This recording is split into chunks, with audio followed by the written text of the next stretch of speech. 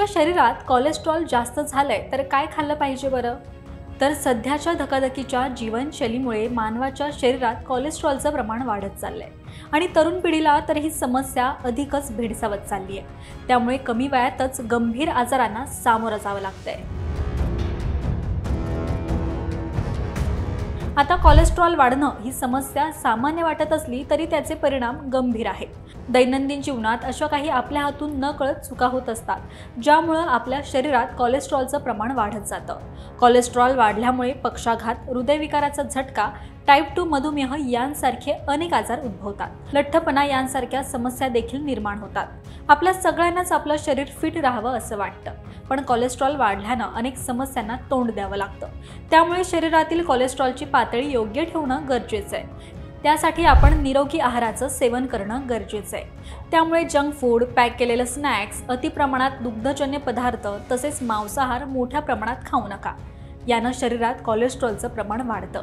त्याचबरोबर या समस्येनं त्रस्त असणाऱ्या रुग्णांना अनेकदा औषधांवर अवलंबून राहावं लागतं। जर तुम्हाला औषधं टाळायची असतील तर तुम्ही तुमच्या आहारात फायबरयुक्त पदार्थांचा समावेश करू शकता। आता तुम्ही म्हणाल की या फायबरयुक्त पदार्थांमुळे वजन कमी होतं का? तर हो, या आहारानं वजन कमी होतंच, पण त्यासोबत संपूर्ण आरोग्यासाठी ते फायदेशीर देखील आहे, ज्यामध्ये तुमच्या हृदयाच्या आरोग्याचाही समावेश होतो। तर मेयो क्लिनिकनुसार आपल्या आहारात उच्च फायबरयुक्त पदार्थांचा समावेश करणं हृदयविकाराचा धोका कमी करण्यासाठी खूप फायदेशीर ठरू शकतं। याचं कारण म्हणजे फायबरयुक्त अन्न कोलेस्ट्रॉल आणि रक्तातील साखर नियंत्रित ठेवण्यास मदत करते। यासोबतच उच्च फायबर आहार आपल्या मजबूत पचन आरोग्यासाठी देखील महत्त्वपूर्ण आहे। फायबर हे अन्नामध्ये आढळणारे घटक आहे जे पचन नाही, आणि हे दोन प्रकारचं असतं। यासोबतच उच्च फायबर आहार आपल्या मजबूत पचन आरोग्यासाठी देखील महत्त्वपूर्ण आहे।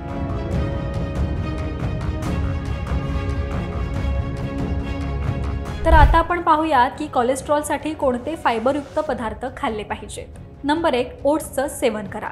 यामध्ये विरघळणारे फायबर असते, विशेषतः बीटा ग्लुकन, जे LDL किंवा खराब कोलेस्ट्रॉल कमी करण्यास मदत करतं। त्यामुळे अशा परिस्थितीत रोज ओट्सचं सेवन करणं हृदयासाठी फायदेशीर ठरू शकतं। नंबर 2, तुम्हाला जर हाय फायबर डाएट हवा असेल तर तुम्ही तुमच्या आहारामध्ये राजमा, हरभरा, मूग आणि इतर शेंगा देखील समाविष्ट करू शकता। याच्या सेवनानं रक्तदाब आणि कोलेस्ट्रॉल नियंत्रित राहण्यास मदत होते, ज्यामुळे हृदयविकाराचा धोका कमी होतो।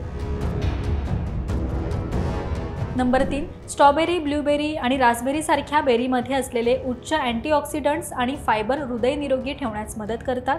फायबरसोबतच हे व्हिटॅमिन C आणि पोटॅशियमचाही चांगला स्रोत आहे।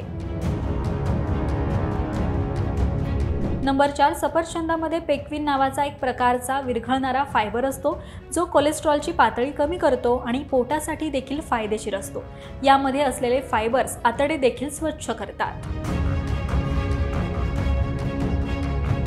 नंबर 5, ब्राऊन राईस, क्विनोआ आणि गहू यांसारख्या संपूर्ण धान्यांमध्येही फायबरचं प्रमाण जास्त असतं, ज्यामुळे हृदयविकाराचा धोका कमी होतो। तर मित्रांनो, असे फायबरयुक्त पदार्थ खाऊन तुम्ही वाढलेलं कोलेस्ट्रॉल जे आहे तर ते कमी करू शकता।